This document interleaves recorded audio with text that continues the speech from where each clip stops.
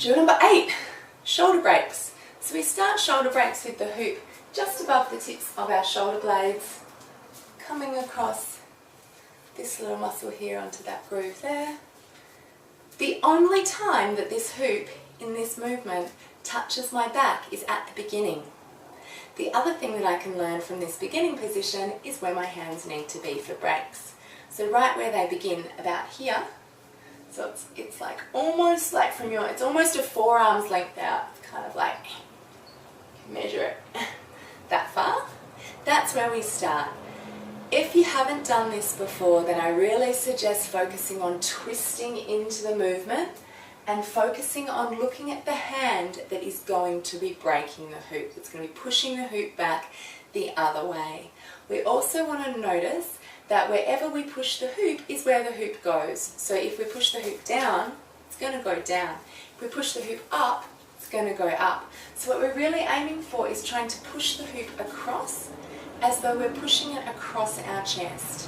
What we don't want to happen is that we actually start to connect our hand to our chest. It comes close, but it doesn't need to touch.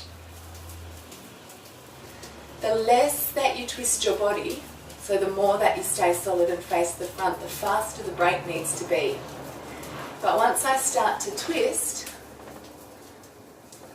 I can go much slower because the twist of my body is carrying the hoop around.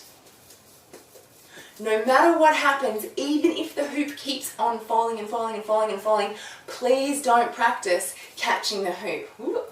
Because if you practice catching it, it will become much harder to find that springy kind of connection to push into it and break it. And it's a bit of an anticipated movement with breaks. So rather than waiting for it to touch your hand and then being like, oh quick, I've got to push back. So then you end up going, oh, it touched, I've got to push back, and gravity's already taken it, you've lost it. You want to think about coming in gently to meet it so that when it's ready, you're ready. And you absorb a little bit of the movement and then you push back into it. So there's like this 0 point. There's this moment where the movement stops and then goes again. So for this one, if you've done breaks before, you can just go as fast as you can to the front when we do the drills. And if you haven't, you can just really work on this twisting. Look at the backhand, look at the backhand, look at the backhand, look at the backhand, or look at the breaking hand, look at the breaking hand, look at the breaking hand. Whatever you have to say to yourself to make your body move in that twist, then say it. It helps a lot. I actually used to even say it out loud.